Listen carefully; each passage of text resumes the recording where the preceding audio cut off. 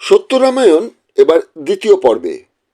এতদিন আমরা যে রামায়ণ পড়ে এসেছি, জেনে এসেছি সেটা কতটা বাল্মীকি রামায়ণকে প্রতিষ্ঠা করেছে। ইতিহাস তো বলছে বাংলায় চতুর্দশ শতাব্দীতে প্রথম বাংলা ভাষায় রামায়ণ লেখেন কৃত্তিবাস ওঝা ওরফে মুখোপাধ্যায়। এর আগে যা প্রচলিত ছিল তা সংস্কৃত ভাষায়। কৃত্তিবাস যখন বাংলায় রামায়ণ লিখলেন, ব্রাহ্মণ পণ্ডিতেরা বিদ্রোহ করেন। তারা চেয়েছিলেন না যে মূল সংস্কৃত থেকে বাংলায় অনুবাদ হোক। কৃত্তিবাসের বিষয়ে পরে নয় বিশদে জানাবো, তবে এটা জেনে রাখুন, কৃত্তিবাস মুখোপাধ্যায় ওরফে কৃত্তিবাস ওঝা মোটেই বাংলা রামায়ণের সম্পূর্ণ লেখক নন। প্রথম দুটি অধ্যায় লেখার পর তিনি প্রয়াত হন। বাকি পর্বগুলি লেখেন কৃত্তিবাসের ভ্রাতুষ্পুত্র। আসলে মনের মাধুরী মিশিয়ে কাব্য রচনাই ছিল মূল বিষয়। বাল্মীকি রামায়ণের কার্তিক জন্ম, সমুদ্র মন্থন, মরুদ্দেবের জন্ম, বশিষ্ঠ বিশ্বামিত্র বিরোধ, অম্বরীশ উপাখ্যান, এগুলি সব কৃত্তিবাসের রামায়ণে উপেক্ষিত ছিল। কেন? আর কেনই বা অকাল বোধন, মহিরাবণ বধ, রাবণের কাছে মৃত্যু সময়ে রামলক্ষণের জ্ঞান লাভ, রাবণের অনন্ত চিতা, লবকুশের হাতে রামের পরাজয়, এসব গল্পই বা ঢুকলো কেন? সে যাই হোক, সরাসরি আমাদের জানা চেনা রামায়ণে ফিরে আসি। গীতায় বলা হয়েছে, পরিত্রাণায় সাধুনাং বিনাশায় চ দুষ্কৃতম ধর্ম স্থাপনায়াম সম্ভবামি যুগে যুগে। অর্থাৎ দুষ্ট বিনাশে যুগে যুগে আমি অবতীর্ণ হব। তাই যখনই অনার্য সম্প্রদায় আর্য শোষণের বিরুদ্ধে রুখে দাঁড়িয়েছে, তখনই আর্য নেতারা তাদের হত্যা করে আর্য গৌরব রক্ষা করেছেন। তাই অনার্য রাজা রাবণকে বধ করাটা ছিল জরুরি। তাই বিষ্ণু মনস্থ করেন মর্তে জন্মাবেন, কিন্তু কারণ ছাড়া তো কার্য হয় না। ইচ্ছে হলেই তো আর অবতার হয়ে হুট করে মর্তে আসা যায় না। তাই কারণ খুঁজতে পুরাণে জুড়ে দেওয়া হলো এক অদ্ভুত গল্প। এই গল্পে লজিক কিন্তু খুঁজতে যাবেন না। বিষ্ণু অনুগত স্বর্গের সাংবাদিক নারদ সিদ্ধান্ত নিয়েছিলেন তিনি বিয়েই করবেন না। তাই তার নাম দেবর্ষি নারদ। কিন্তু এক রাজকন্যার প্রেমে হঠাৎ পড়ে যান। বিষ্ণুর কাছে অনুরোধ করেন তাকে যেন বিষ্ণু এক রূপকুমার বানিয়ে দেন। কিন্তু বিষ্ণু কথা দিলেন অবশ্যই। স্বয়ংবর সভায় রাজকন্যা নারদকে দেখে হঠাৎ হেসে খুন হওয়ায় তখনই দর্পণে নিজেকে দেখে নারদ বোঝেন পরিহাস করে বিষ্ণু তার ধরে বাদরের মুখ বসিয়ে দিয়েছেন। সুন্দরী রাজকন্যা তো আর বাদরকে বরমাল্য দিতে পারেন না, ফলে বিয়েটা আর হলো না। কিন্তু বিষ্ণুকে নারদ শাপ দিলেন, মর্তে জন্মে স্ত্রী বিরহ ভোগ করতে হবে তোমাকে। বিষ্ণু মেনে নেন। স্ত্রী লক্ষ্মী চাইলেন তিনিও মর্তে আসবেন বিষ্ণুর সঙ্গে। বিষ্ণু বললেন বেশ, কিন্তু দাম্পত্য জীবন সুখের হবে না। তাই হলো। বিষ্ণু তো জন্মালেন দশরথের ঘরে। আসলে মর্তে এসে তো গরিব বা নিচু ঘরে জন্মালে হবে না, একটা সদ্বংশে জন্মাতে হবে। বিষ্ণু তার মর্ত জন্মে ঠিক করেন ইক্ষ্বাকু বংশে জন্মাবেন। ইক্ষ্বাকু ছিলেন সূর্যদেবের নাতি। ফলে ভাগীরথী বংশের অজকে বিষ্ণু পছন্দ করলেন ঠাকুরদা হিসেবে। অজরাজের স্ত্রী ছিলেন দেবরাজ ইন্দ্রের সভার অপ্সরা নর্তকী, নাম ইন্দুমতী। তাদের পুত্র দশরথ। কিন্তু দশরথ তো সন্তান জন্মদানে অপারগ। বাল্মীকি রামায়ণে মোটেই পায়েস থেকে রামের জন্ম লিখলেন না। পরিষ্কার লিখলেন ঋষি ঋষ্যসিংহকে দিয়ে পুত্রেষ্টি যজ্ঞ করানো হয়। তত প্রণম্য শিরোশাতং বিপ্রং দেববর্ণিমম যজ্ঞায় বড় মাস সন্তানার্থং কুলস্য চ। যুক্তিবাদী প্রয়াত প্রবীর ঘোষ লিখে গেছেন, ঋষির গুরুপ্রসাদী সন্তানই কৌশল্যার রামচন্দ্র, কৈকেয়ীর ভরত ও সুমিত্রার যমজ সন্তান লক্ষ্মণ ও শত্রুঘ্ন। কিন্তু বাল্মীকি এও লেখেন দশরথের 3 পাটরানী ছাড়াও ছিল 350 জন রানী। কৃত্তিবাস লিখলেন 700 রানী। আমাদের পর্বের যে মূল বিষয় সত্য রামায়ণ, যা লিখেছেন দক্ষিণ ভারতের ইভি রামাস্বামী নায়াকর পেরিয়ার, যার জন্ম 1879 সাল 17 সেপ্টেম্বর ও মৃত্যু 24 ডিসেম্বর 1973, যাকে বলা হয় ফরাসি দার্শনিক ভলতেয়ারের সমসাময়িক। দার্শনিক, লেখক, তিনি তার রামায়ণ পাদিরাঙ্গাল বইতে বিভিন্ন রামায়ণ নিয়ে গবেষণা করে লেখেন, যার অর্থ সত্য রামায়ণ। সেই বইটির ইংরেজি অনুবাদে নামকরণ হয় the Ramayana a true reading. সেই বইটির বাংলা অনুবাদ ও লেখক সম্পর্কে একটি বই লিখেছেন রঞ্জিত মিস্ত্রি। নামকরণ করেছেন রামায়ণ এক সত্যের উন্মোচন। রঞ্জিতবাবু পূর্ব পাকিস্তান, অধুনা বাংলাদেশ থেকে উদ্বাস্তু হয়ে এপার বাংলায় এসেছিলেন। মাধ্যমিকের পর দিল্লিতে ড্রাফটম্যানশিপ পড়ার সুযোগ পান। পেশাগত চাকরির পাশাপাশি দিল্লিতে ট্রেড ইউনিয়ন সংগঠন, পথনাটক ও বিভিন্ন সামাজিক সংগঠনে যুক্ত থেকেছেন। রামায়ণের কাহিনীর বিস্তারিত থাকবে দিগদর্শনের পরবর্তী অধ্যায়গুলিতে। আমরা বরং চলুন লেখকের সঙ্গে এই সত্য রামায়ণ সম্পর্কে একটু আলোচনা করে নিই। হ্যালো, নমস্কার। আমি সুজিত নমস্কার। দিগদর্শন থেকে বলছিলাম, রঞ্জিত বাবু। হ্যাঁ, বলুন। আমি রঞ্জিত মিস্ত্রি বলছি। আচ্ছা, ঘটনাটা হচ্ছে যে এই মুহূর্তে আপনাকে ফোনে ধরার কারণ সেটা হচ্ছে যে আপনি একটি বই লিখেছেন, রামায়ণ এক সত্যের মতন। বইটি যেটা পেরিয়ার ইভি রামাস্বামী সাউথের, তিনি যে লিখেছেন বইটি, সেই বইটির একটি বাংলা অনুবাদ করেছেন আপনি বাঙালিদের জন্য। আপনি বইটি লিখেছেন, আর আরেকজন আছেন সুপ্রিয় বন্দ্যোপাধ্যায়, তার সঙ্গে পরে কথা বলবো। তিনিও লিখেছেন সত্য রামায়ণ ও অন্যান্য রচনাগুলো একটি বই আর কি। তা এখানে আমাদের যেটা প্রথম কথা সেটা হচ্ছে যে রামায়ণেতে আমরা যে মূল চরিত্র রাম, এই রামকে যেটা আমরা পাচ্ছি সেটা হচ্ছে রাম নবমীতে তার জন্মদিন পালন করা হয়। এবং আপনি জানবেন, আপনার ইনফরমেশনটা দিয়ে আমি জানি না আপনি জানেন কিনা, এবার কিন্তু কলকাতা হাইকোর্ট 2025-এ এই রামনবমীর দিনটা কিন্তু ছুটি ঘোষণা করেছে। কলকাতা হাইকোর্ট। আচ্ছা, গতবার ছিল না ছুটিটা, আচ্ছা, এবারে হয়েছে। এবার হয়েছে। এবার যদি হাইকোর্ট এই দিনটিকে ছুটি দিয়ে থাকে এবং রামনবমী সারা ভারতবর্ষে পালিত হয় এবং এটা সেন্ট্রাল গভর্নমেন্টের একটা ছুটি, এখানে দাঁড়িয়ে আমরা যেটা পাচ্ছি যে এটা হচ্ছে গিয়ে চৈত্র মাসের শুক্লা নবমীতে রামচন্দ্রের জন্মদিন। তাহলে সেই দিনটা পড়ছে মার্চের শেষে, এপ্রিলের প্রথমে। যেমন এবার পড়বে 7ই এপ্রিল, এই 6ই এপ্রিল 2025-এ, আর চৈত্র মাসের 9 তারিখ। এবার আরেক জায়গা থেকে পাচ্ছি সেটা হচ্ছে একটা প্ল্যানেটেরিয়াম সফটওয়্যার নাকি নাসা থেকে এনে এখানকার কেন্দ্রীয় সরকারের কিছু মোদিপন্থী বিজ্ঞানীরা নতুন আবিষ্কার করেছেন যে 5114 বছর আগে দুপুর 12টা থেকে 1টার মধ্যে 10ই জানুয়ারি রামচন্দ্র জন্মেছিলেন। এই হিসেবটা ওরা দিয়েছেন। 5114 মানে এখানে যদি আমরা ধরে থাকি 2025, মোটামুটি ধরে রাখুন অ্যাপ্রক্সিমেট একটা, মানে আরো 2500 বছর আগে, মানে খ্রিস্টের জন্মের আরো 2500 বছর আগে। আবার এদিকে আমরা আরেকজনকে পাচ্ছি, গবেষক ডক্টর PV বর্তক। রামের জন্ম 7323 খ্রিস্টপূর্বাব্দে 4 ডিসেম্বর মঙ্গলবার।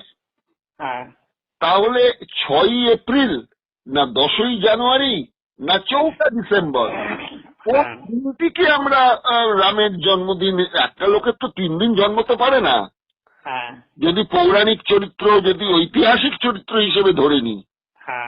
তাহলে 3 দিন জন্মদিনের মধ্যে আমরা কোনটাকে বেছে নেবো? এখানে তো সাধারণ মানুষ তো শুনলে অবাক হয়ে যাবেন যে তাহলে কোনটা, এতদিন যে আমরা মেনে এলাম 6ই এপ্রিল রামনবমীর দিনটা, তাহলে সেটা কি ভুল? এটাই হচ্ছে সবচেয়ে ইন্টারেস্টিং জিনিস। হচ্ছে আপনি যদি বাংলা এই যে রামায়ণটা, যেটা বাল্মীকি রামায়ণ যেটা রচনা করেছেন, আপনি তার কন্টেন্টের মধ্যে যান, আপনি যদি সেটার পরে তুলসীদাস যে লিখেছেন তার মধ্যে যদি যান, তাহলে সেখানে কন্ট্রাডিক্টরি রয়েছে। আপনি যদি বাংলা রামায়ণের যিনি লিখেছেন, হ্যাঁ, উনি যে লিখেছেন তো ওনারটাই যদি যান, তবে সেটাও একটা কন্ট্রাডিক্টরি। আপনি যদি উত্তর ভারতের আলাদা আলাদা জায়গায় বিহারের রামায়ণ পড়েন, দেখেন, তবে সেখানে আলাদা। তার মানে এটা প্রমাণ করা হচ্ছে এটা যে এই রামায়ণের অস্তিত্বটা বলতে এইটাই, যেটা যে একটা কাহিনী, আর সেটাকে ভারতবর্ষের বুকে লেজিটিমাইজ করা হয়েছে, তার একটাই মাত্র কারণ, সেটা হচ্ছে উত্তর ভারতের সঙ্গে দক্ষিণ ভারতের একটা কনফ্লিক্ট রয়েছে। দক্ষিণ ভারতকে ছোট করে দেখানো যে কিংবা জাতি ব্যবস্থায় যারা নিম্ন স্তরের মানুষ তাদের ছোট করে দেখানোর জন্য উত্তর ভারতে যারা আর্য ছিল তারা এই দুটার জাতির লড়াই। আর একটা জিনিস আপনাকে আমি বলে রাখতে পারি, সেটা হচ্ছে আপনি দেখবেন এই রাম রাবণের যুদ্ধের মধ্যে একজনও উচ্চ জাতির লোক মারা যায়নি। যাদের মৃত্যু হয়েছে তারা হনুমান, তারা বালি বলুন, হনুমান বলুন। না, হনুমানকে বলা হয়েছে তো অমর। কিন্তু জাতি ব্যবস্থায় তো তারা নিম্ন জাতি। হনুমান তো নিম্ন জাতির লোক। সেটা তো রবীন্দ্রনাথ লিখে গেছেন, তার রবীন্দ্রনাথ অনেকের ভাষায় লিখে গেছেন যে হনুমান নিম্ন জাতির লোক। আর সেই হিসাবে আর মরেছে হচ্ছে যারা লঙ্কায়, শ্রীলঙ্কায় যারা রয়েছে তারাও নিম্ন জাতির লোক। অর্থাৎ নিম্ন জাতির সঙ্গে নিম্ন জাতির লড়াই হয়েছে। রাম এখানে একটা পুরুষকে, ভারতবর্ষে এমন একজন পুরুষকেই করেছেন ফিউডাল ব্যবস্থায় একজন ভালো চরিত্রবান সন্তান। কিন্তু আসলে বাল্মীকি রামায়ণ যদি আপনি কন্টেন্টের মধ্যে যান, যেটা অরিজিনাল রামায়ণ, যদি কন্টেন্টের মধ্যে যান সেখানে দেখা যাবে রামের চাইতে নিম্নমানের একজন লোভী রাজার চাইতে বেশি তার কিছু নেই। ঠিক আছে, এটা হচ্ছে। এখন এটাকে কি হয়েছে, উত্তর ভারতে যখন তুলসীদাসের রামায়ণটাকে লিখেছেন, তুলসীদাসের ভাষাগত কবি হিসাবে খুব ভালো ছিল। উনি কবি হিসাবে ভালো থাকাতে উনি যে কন্টেন্ট গুলো লিখেছেন সেগুলো সাধারণ মানুষের কাছে কাছি হয়ে গেছে, যার ফলে এটাকে হয়েছে। এই 500 বছরের যে রামায়ণ ছিল সেটাও এতদিন ধরে এ নিয়ে ব্রাহ্মণবাদীরা খুব একটা বেশি নাড়াচাড়া করেননি। এটা নাড়াচাড়া শুরু হয়েছে যবে থেকে ভারতীয় জনতা পার্টি উত্থান ঘটেছে। হ্যাঁ, আমরা যেটা শুনেছি, আমরা হিন্দি ভাষী গোবলয়ের মানুষের কাছে এতদিন শুনেছিলাম জয় সিয়ারাম। হ্যাঁ, জয় সিয়ারাম। সেটা এখন পাল্টে হয়ে গেল জয় শ্রীরাম। আর জয় সিয়ারাম হচ্ছে ওখানকার জীবনের সঙ্গে জুড়ে আছে। হ্যাঁ, মানে কথাটা বাদ চলে গেল, সীতা বাদ চলে গেছে। আপনি একটা ইন্টারেস্টিং জিনিস দেখবেন, ওখানে হিন্দু হোক আর মুসলমান হোক, আপনি যদি কেউ যদি আপনি দেখা হয় কোনো মুসলমান আপনার সঙ্গে, সেই মুসলমানকে বলবে জয় সিয়ারাম, রাম রামজি, এটা মুসলমানরাও বলবে। মানে ওর শব্দটা এমন ভাবে ঢুকে গেছে। কিন্তু এইটাকে জাগিয়ে তোলার কারণটা হচ্ছে এইটা, এই যত বুদ্ধিজীবী বলুন না কেন, যেমন ধরুন এই যে হরিয়ানায় যে এক্সকাভেশন হয়েছে সেখানে দেখাচ্ছে যে আর্যরা এইখানকারই মানুষ ছিল, সেখানে একটা ওই দেখিয়ে একটা করা হচ্ছে। এইগুলা বিগত প্রায় 100 বছর ধরে আরএসএস এর জন্মলগ্ন থেকে শুরু করে এইটাকে গ্লোরিফাই করার জন্য, এই ধর্মটাকে গ্লোরিফাই করার জন্য এতদিন প্ল্যান চলেছে। আর এইটা সবচেয়ে বেশি রেজিস্ট্রিমাইজ করেছে কবে জানেন? যেদিন থেকে আমাদের দেশে টিভির প্রচলন হয়েছে। এই যে রামায়ণ যখন এসে আসলো, টিভিতে যখন রামায়ণ আসলো তখন মানুষকে ইনজেক্ট করা হয়েছে একটা খুব সুস্থ ভাবে, খুব সুস্থ মস্তিষ্কে কিন্তু এটা ইনজেক্ট করা হয়েছে। আচ্ছা, আপনাকে আমি আপনাকে ভাবে ধরে বলছি, সেটা হচ্ছে আপনি বুদ্ধ ধর্মের যে আছে জাতক যে সেটা কিন্তু ওই তার উপরে বেশ করে কিন্তু অনেক কিছু তার সঙ্গে মিল আছে। আপনি যদি বাল্মীকি রামায়ণ দেখেন তবে জাতক কাহিনীর থেকে অনেক কিছু আছে। যেমন দশরথ, একদম এই দশরথ যে ক্যারেক্টার, এই ক্যারেক্টার কিন্তু জাতকে আছে। আমি একদম সাধারণভাবে এটা পেরিয়ারও দেখিয়েছেন, আমরাও দেখাচ্ছি যে এটা সাধারণভাবে বুদ্ধ ধর্মের যে সব সংস্কৃতি ছিল, আমাদের আদিম সভ্যতা ছিল, যেখানে এই ধরনের বড় বড় লেখক বুদ্ধিজীবী ছিলেন যারা কথায় এসে এইগুলাকে মানুষের সামনে করে গল্প শুনিয়েছেন, করেছেন। সেই সভ্যতাটাকে এরা চুরি করে করে করে করে তারপরে এটাকে বানিয়েছে। আর এখন আজকের দিনে সাংস্কৃতিক রাষ্ট্রবাদের এসে আগাতে এখন এটাকে নিয়ে আমাদের সবচাইতে বেশি সামনে তুলে ধরা হয়েছে। এটা হচ্ছে আসল কথা। আচ্ছা, আপনাকে এই সম্বন্ধে একটা কথা বলি, তথ্য দিয়ে আপনার বক্তব্যের সমর্থনে। সেটা হচ্ছে 2015 জানুয়ারি মাসে বাংলায় পড়লে এগিয়ে যাওয়া যায়, না পড়লে পিছিয়ে পড়তে হয়, এরকম একটা প্রথম শ্রেণীর দৈনিক বাংলা পত্রিকা। সেখানে একটা ইউএনআই এর একটা বিতর্কিত খবর ছাপা হয়েছিল হ্যাঁ সেই খবরটা ছিল যে রাম সূর্য দেবতা হিসেবে মিশরে পূজিত হতেন। রামায়ণেও বলা আছে সূর্যবংশীয় রাম। হ্যাঁ ভারতের পুরাণ কাহিনীর বহু চরিত্র মিলেছে, যা গ্রিক, তুর্কিস্তান, অ্যাসিরিয়া, সিরিয়া, পারস্য ও মধ্য এশিয়ার পুরনো নর্থ ইস্ট হিল বিশ্ববিদ্যালয়ের গবেষকরা এটা জানিয়েছেন। তারা বলছেন ইক্ষ্বাকু বলে যে রাজবংশ এককালে রাজত্ব করত পশ্চিম এশিয়ায়, সেই ইক্ষ্বাকু শব্দের অর্থ হচ্ছে দেবতাদের প্রতিনিধি।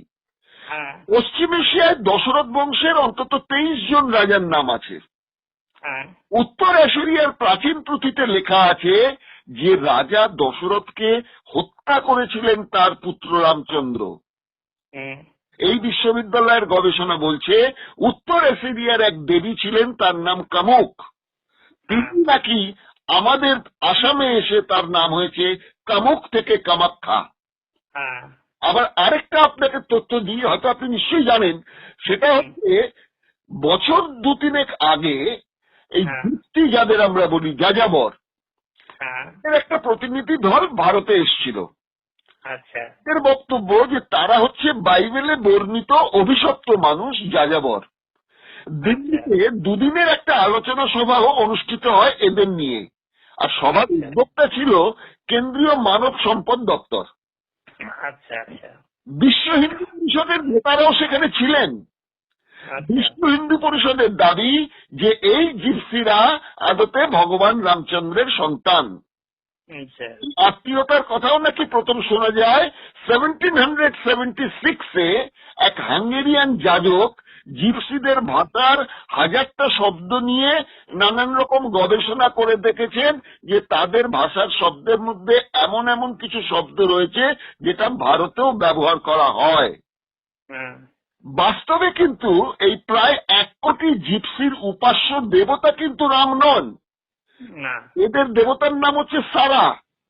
এই সারা আবার হচ্ছে খ্রিস্টীয় মেরির অন্য রূপ, মানে ব্ল্যাক মেরি, যাকে ওরা বলে ব্ল্যাক ম্যাডোনা। তাহলে দেখা যাচ্ছে যে এই রামকে হিন্দু ধর্মে আত্মসাৎ করে বিষ্ণুর অবতার বানানো হলো।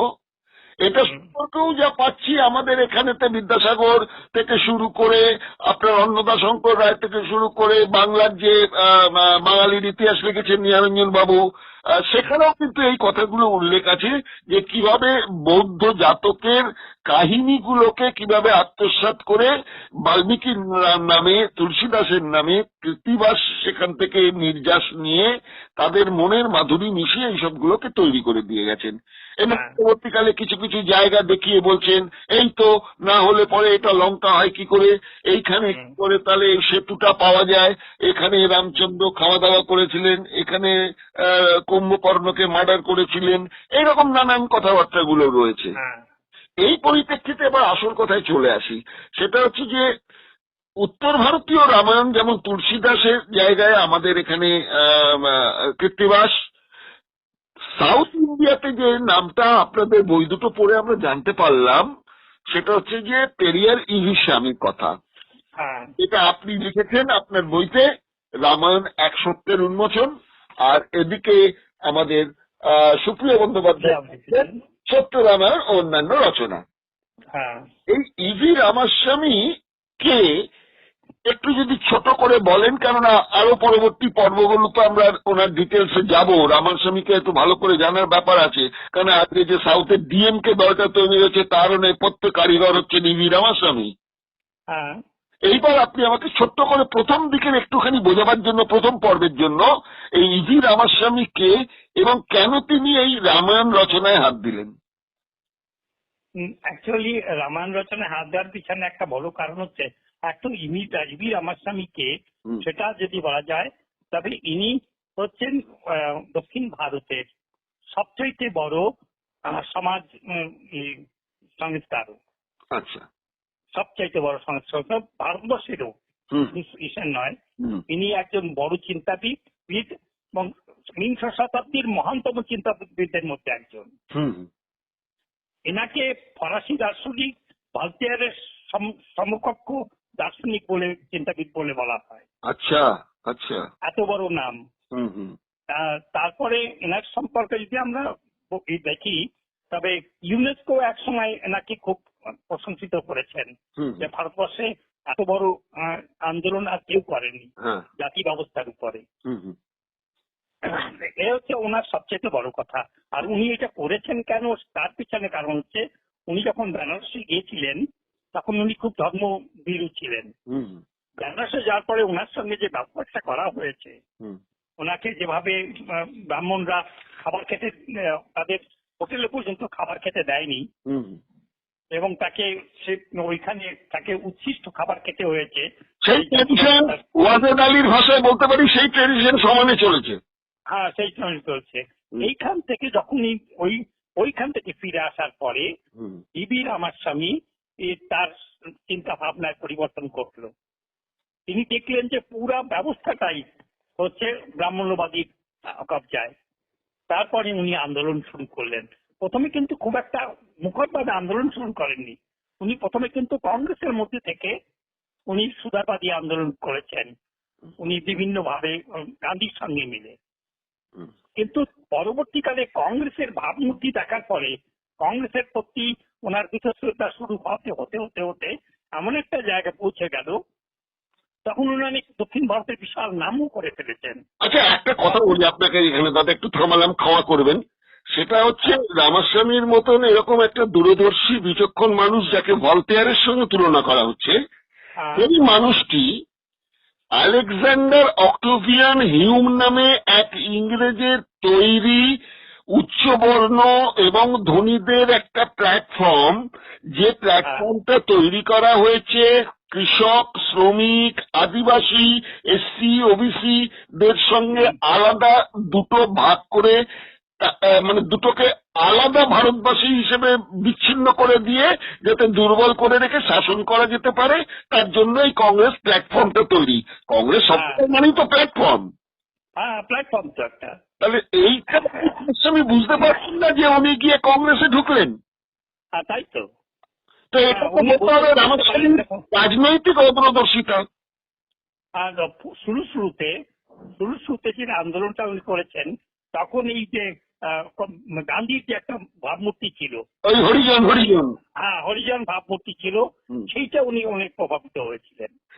কিন্তু পরবর্তীকালে যখন উনি কংগ্রেসের মধ্যে করলেন, যখন উনি জন আন্দোলনে অনেক নাম ওনার হয়ে গেল, কিন্তু উনি দেখলেন যে কোনো কাজ করতে যাওক না কেন, কংগ্রেসের মধ্যে যে ব্রাহ্মণ্যবাদীরা বসে আছে তারা ওনাকে সেই কাজ করতে দিচ্ছেন না। উনি বারবার ওখান থেকে হ্যাকেল হয়েছেন। বাকিটা রঞ্জিত বাবু আবার পরের পর্বে আপনার কাছ থেকে জানবো। এই পর্যন্ত আমরা জানলাম। এখানে আপনার কাছে খালি লাস্টে আমি একটা প্রশ্ন রাখতে চাইছি, সেটা হচ্ছে যে আমিও অনুষ্ঠানটার নাম রেখেছি সত্য রামায়ণ। এখন ঘটনা হচ্ছে যে এখন আমাকে মানুষ অনেকে ফোন করেছেন, কারণ এটা আমি একটু আগে বিজ্ঞাপন করেছিলাম। তারা আমাকে ফোন করে জানতে চেয়েছেন যে আপনি একটা অনুষ্ঠান করতে যাচ্ছেন সত্য রামায়ণ, তাহলে এতদিন কি আমরা মিথ্যে রামায়ণটা জানতাম? আমি বলেছি যে মিথ্যে রামায়ণ আপনারা জানতেন না, আপনারা অসত্য রামায়ণ জানতেন। তো এখানে দাঁড়িয়ে আপনাকে বলি যে রামায়ণটা লিখলেন তথ্য জোগাড় করে, নিজের তো আর বানিয়ে লেখেননি, নানা জায়গা থেকে তথ্য আরোহণ করে গবেষণা করেই তিনি লিখেছেন। তিনি লিখেছিলেন তাদের ভাষায়, তামিল ভাষায়, যে রামায়ণ পাদিরেঙ্গল, যার মানেটা দাঁড়াচ্ছে গিয়ে রামায়ণের চরিত্র।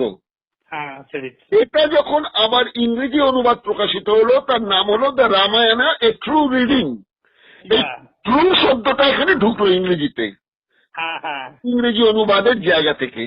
তো সেই জায়গা থেকে সুপ্রিয় বাবু নাম দিলেন সত্য রামায়ণ, আপনি নাম দিলেন এক সত্যের উন্মোচন। আপনি আরো ক্লারিফাই করেছেন বিষয়টা।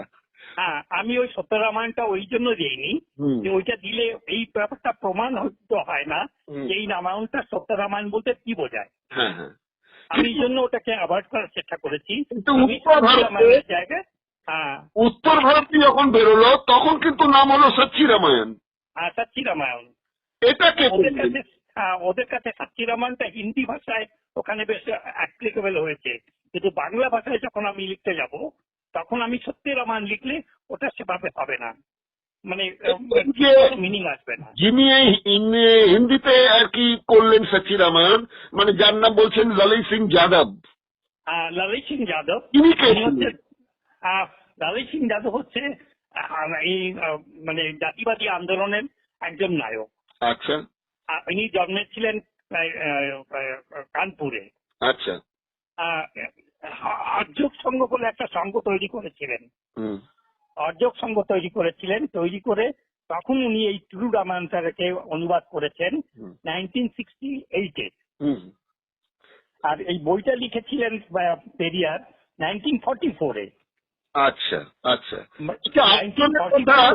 আরেকজনের কথা আপনি উল্লেখ করেছেন, সেটা হচ্ছে জওহরলাল নেহেরু ইউনিভার্সিটির আমি সেই জায়গাটা আসছি। হ্যাঁ, উনি সেই জায়গায় আসছি। যখন এটা তৈরি করেছিলেন, কিন্তু যে প্রথম যে লড়াইটা করেছেন হাইকোর্টে, সেটা করেছেন ললিত সিং যাদব। আচ্ছা ওখানে পার্টি ছিলেন ললিত সিং যাদব। আচ্ছা 1969-এ বইটা ব্যান করে দেয় উত্তরপ্রদেশ সরকার। আচ্ছা। তারপরে ললিত সিং যাদব ওইটা হাইকোর্টে যখন জিতে যান, হাইকোর্ট থেকে ফির উত্তরপ্রদেশ সরকার সুপ্রিম কোর্টে যান। হ্যাঁ সুপ্রিম কোর্টে এটাকে খারিজ করে দেওয়া হয়। উত্তরপ্রদেশ সরকারের আপিলটাকে খারিজ করে দেওয়া হয়। আচ্ছা ললিত সিং যাদব জিতে যান। আচ্ছা। সেটা হয় 1976-এ। 1976-এ উনি এই কেসটা জেতেন। আর সেই সময় শুনেছি যেটা হচ্ছে বহুজন সমাজ পার্টির কাসেরামজি। তারপরে আমি বলছি বহুজন সমাজ পরে এসেছেন, আচ্ছা তখন পর্যন্ত আসেননি। আচ্ছা 1976-এ হয়েছে যখন, পরবর্তীকালে যখন মন্ডল কমিশনের আন্দোলন শুরু হয়, কাশিরাম যখন আসেন, কাশিরাম এই বইটা এর আগে এই বইটা কিন্তু কোথাও পাবলিশ করতে দেওয়া হয়নি। আচ্ছা ব্রাহ্মণ্যবাদীরা এই বইটা কোনো পুস্তকালয়ে রাখতে দেননি, আচ্ছা এ করেননি। আচ্ছা পরবর্তীকালে যখন এটা দেওয়া হয়নি, কাশিরাম এসে এই বইটাকে মানুষের কাছে প্রচার করলেন। আচ্ছা। করার পরে মায়াবতীও কিন্তু আবার সেভাবে করেনি, মায়াবতী আবার পাল্টে গেছে। আচ্ছা কাশিরাম করেছেন এই বইটা যখন তখন হওয়ার পরে। এরপরে আমরা যখন পরবর্তীকালে যখন প্রমোদ রঞ্জন, ওই বইটা তখন যে দেখা হয়েছিল সেটা অনেক বিস্তারিত ছিল না। উনি কি জেএনইউ ছাত্র ছিলেন না অধ্যাপক? ছাত্র ছিলেন। আচ্ছা ছাত্র এখন হচ্ছে ওই গৌহাটি ইউনিভার্সিটিতে হিন্দি পড়ান। আচ্ছা ওখানে এখন প্রফেসর। আচ্ছা উনি ওখানকার পড়াশোনা করতেন। আচ্ছা। উনি তারপরে এই বইটাকে আরো মানে মানে এখনকার বর্তমান যুগের সঙ্গে বিভিন্ন বিষয় একত্রিত করে উনি বইটাকে পাবলিশ করেছেন।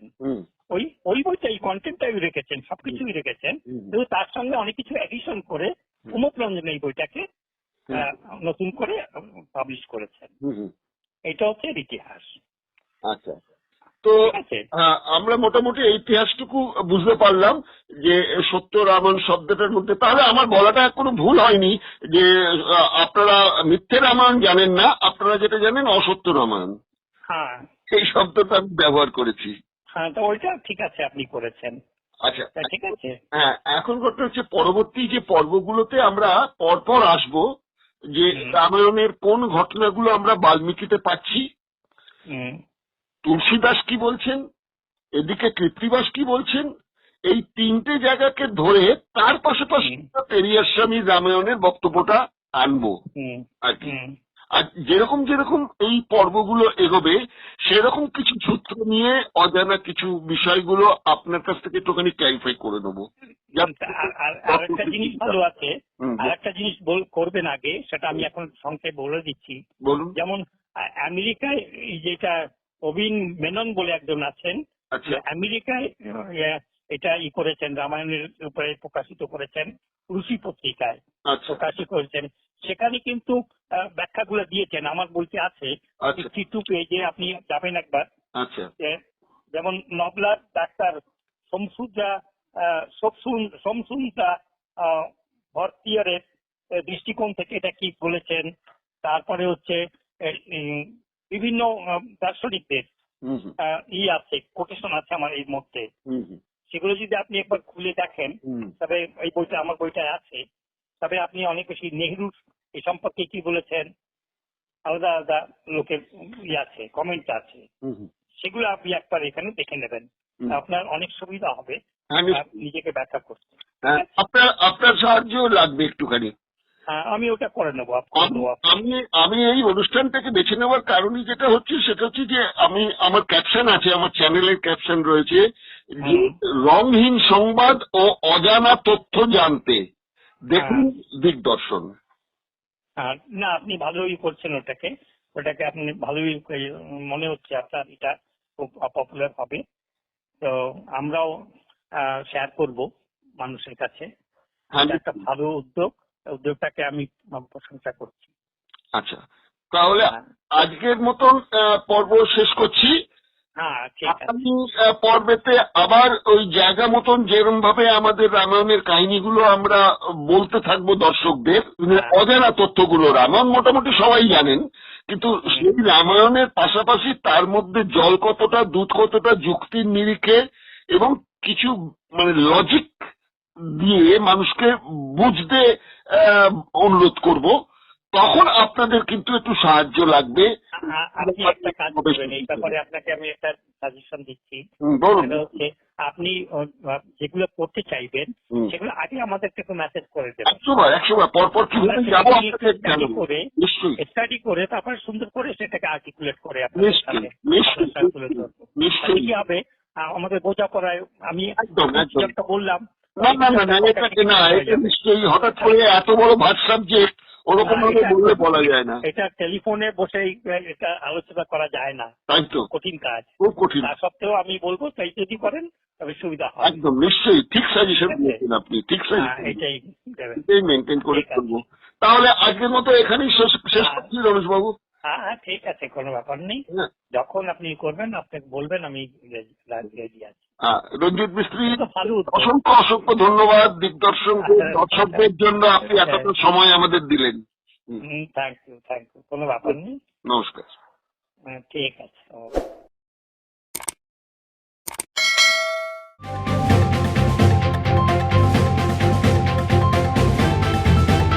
রংহীন সংবাদ আর অজানা তথ্যের জন্য দেখুন দিগদর্শন, 10-এর পাশে, দেশের সাথে।